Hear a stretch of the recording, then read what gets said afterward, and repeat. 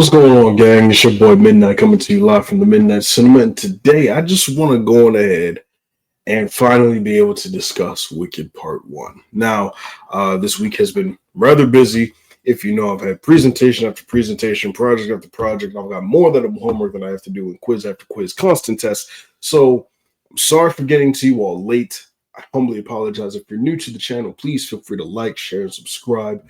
As always, I love you all. I appreciate your support and everything that you're able to do for me. So, with that being said, we're almost at 500 subscribers. I have 471 right now. Let's see if we can get to 500.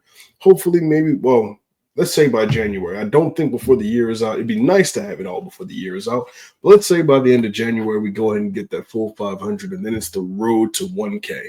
All right, we'll see what we can do. So, Wicked. What do I think of it? Well, if you saw one of my shorts, I personally, I loved the movie. Yeah, it's like I said, if you saw one of my short when I did my mini review for it, you would know that I am not a fan of anything Wizard of Oz related. It's never done it for me. I know that at one point I was kind of forced to, and I loved reading growing up. I love reading. I still love reading to this day. But I remember being forced to read The Wizard of Oz.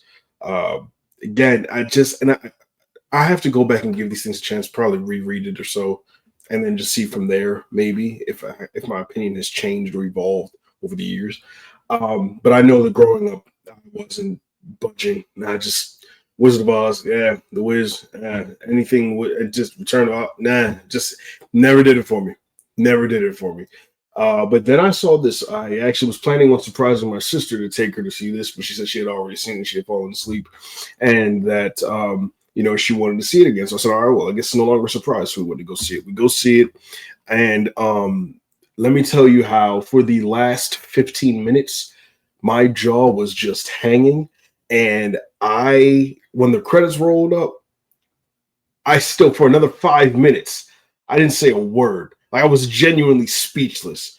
I hadn't had a moment in the theater like that since The Wild Robot, and then even before that, it's probably since. I mean, there was Dune Part 2, and then there was definitely Across the Spider-Verse. I hadn't had a moment like that in a while, like where I'm genuinely speechless or shaking. I mean, shoot.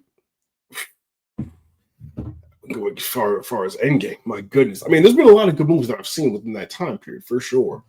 But I mean, like, just those moments, like, that I can pinpoint off the top of my head, moments like that. Oh, Kingdom of the Planet of the Apes was great, too. But I wasn't, like, it was great. But I wasn't, like, jaw on the floor, like, yo, what did I just witness? The epicness of this movie, the scale of it all is fantastic. I'm telling you right now, they're getting at least 10 Oscars. At least 10. Well, not getting 10 nominations at least. You've got, from in my mind, I was thinking, well, Best Picture, Best Actress, Best Supporting Actress, Makeup, Costume Design, possibly Score. Let's see, what else? Director, Best Director, his Cinematography, Production Design. What was the last one that I was thinking? Oh, and Best Adapted Screenplay. Those are the ones that I'm thinking that it's going to get nominated for. If you've seen this video, you heard it here first, okay? I'm just throwing that out there for you guys, all right? What's it about? So pretty much, if you've seen the Broadway play, which I have not, it's about Elphaba and her birth. It's pretty much a prequel to The Wizard of Oz. It tells what The Wizard of Oz is what we believe to have happened, but Wicked is what actually happened, what actually took place. And essentially, Glinda is, in the beginning, she comes down, the town is singing, they're talking about how, the witch is dead, yada, yada. And she kind of goes into the story of how all this happened and, the birth of Elphaba and how there was the affair that happened. Okay. There was an affair that took place, which is why Elphaba is green. I was like, oh, okay. And see, I like how the movie played like these little Easter eggs and kind of left you these little hints in between going along where you weren't pretty much, and this is one thing that they say with directors, is for what I've learned is right. You want to show, you show, but don't tell. Don't show so much. Don't show your whole hand, but the audience is always smarter than what you think. So you want to be able to leave these little hints along the way that your audience is clued in and locked in on. It's like, I see what's going on here. I see this is pretty damn cool. This is awesome. I like this. So it's plenty of hints like that that kind of allude to things like the Tin Man, like the Cowardly Lion, like the Scarecrow. It's John M. Chu was brilliant when it came down to this. Okay, it was fantastic.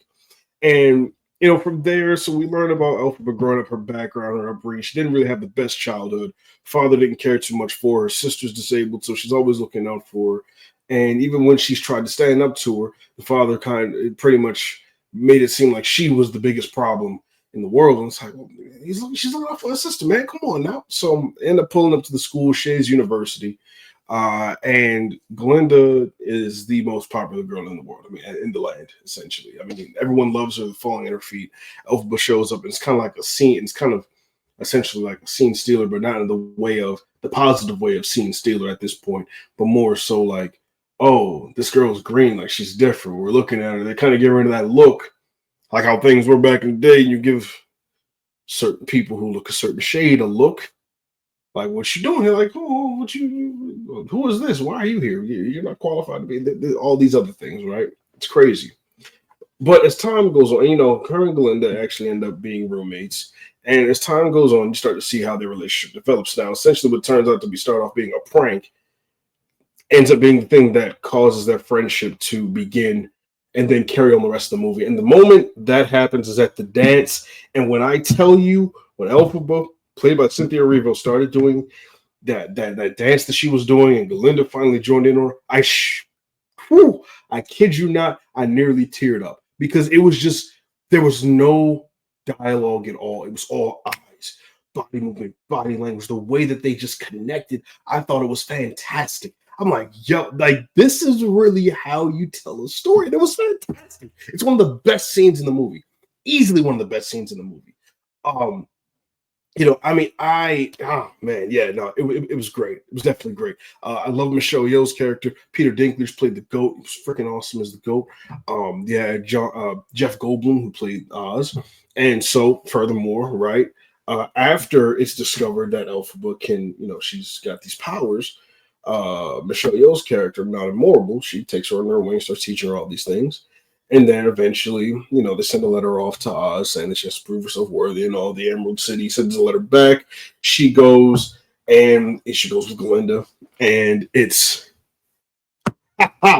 all crazy from there. Because once they get on the train, they sing about the Emerald City to the original Broadway play actresses who played Glinda and Elphaba were actually, they did the introduction or sang the song, Welcome to Emerald City, which was really, really cool to see them, by the way. Again, I didn't know this. So, I knew it going in, but then when it happened, it's like, oh, this is dope. It was really cool. A nice homage to pay to the original, So they meet Oz eventually. Jeff Goldblum is playing the eccentric wizard who's fantastic as it. Has Elphaba doing this, enchantment because she can't read. Well, he can't read the what is it, the not the grimoire, it's like the grimmer, it's not a grimoire, it's the grimmer, I can't remember, it's grim something. it's I can't remember right now. Grim it's something grim. It's not the Brothers Grimm. It's something grim. It's not the Grim Reaper. It's something grim. Okay. She's reading it, and then things start taking place where you're starting to see, oh, so this is, I don't want to say what it is if you haven't seen it yet, but it's like, so this is what happened, and this is why things are the way they are, and this is okay. And so the soldiers, they start, chasing after her. You start to reveal that she's framed for what took place, and that's how she becomes the quote-unquote Wicked Witch of the West. And that last sequence, man, oh my goodness, defying gravity. My God, when she starts, it is, I heard John Campea describe it as, it's like that Man of Steel moment when Superman first takes flight, or I felt that. I could see that. It's all, or kind of akin to when you first see Spider-Man take his first swing, or when Iron Man does his first test flights and all that, right? Or when Caesar speaks. It's one of those moments where it's in cinema where you just don't forget it. It's like, bam, that's it right there.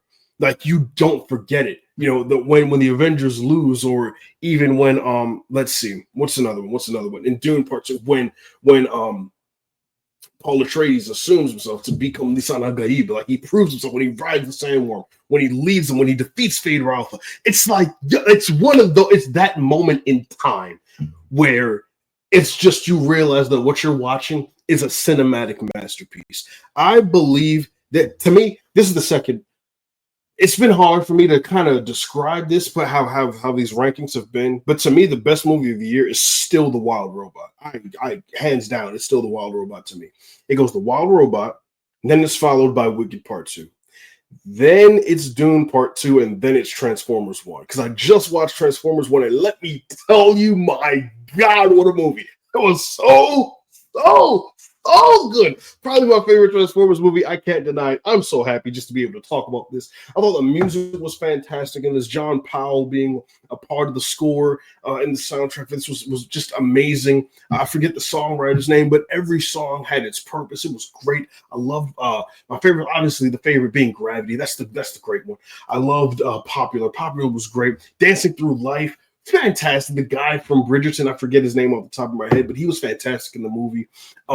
I enjoyed every last moment of it. And then, Ariana can sing. She's got vocals, man. Oh my goodness. Like, I already knew that she could. You hear it, and it's like, okay, you hear her song, but like, when you talk about removing the pop sensation from it, and just purely singing, she can sing, and it's phenomenal. But Cynthia Erivo carries, has the vocals.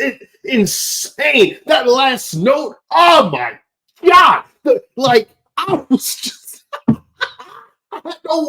I had no words. Literally, I was just like, I'm playing it all back in my mind, and I can remember how my heart was racing as it was happening. And I said, this right here. Now, I haven't said it like this since I've did my review for Across the Spider-Verse, but this right here is elevated cinema to the nth degree. Same thing for The Wild Robot, to the nth degree, elevated cinema. And it's like a callback to old Hollywood films and how things were stylized, and the big set pieces, and just the musical numbers, all of that, and just how they did the flight scene. It was fantastic, man. I swear to goodness, I gotta see it again. I can't wait to see it again.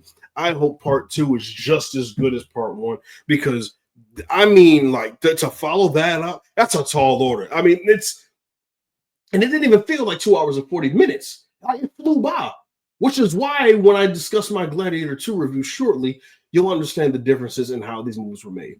I'll dive into that. But you can tell that there was a lot of heart that was put into this.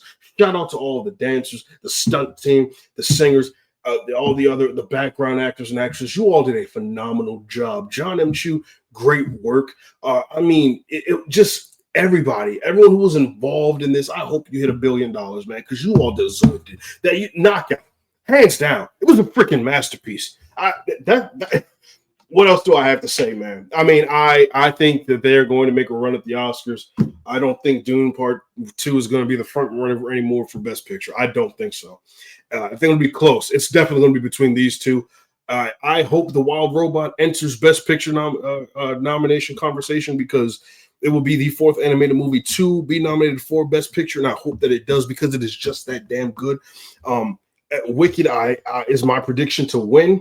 I still have to see Conclave, and I still have to see The Return. Still have to see Blitz. I know that those movies are also going to be in competition for Best Picture. So, just it's great, fantastic work, guys. Let me know what you all think in the comments down below.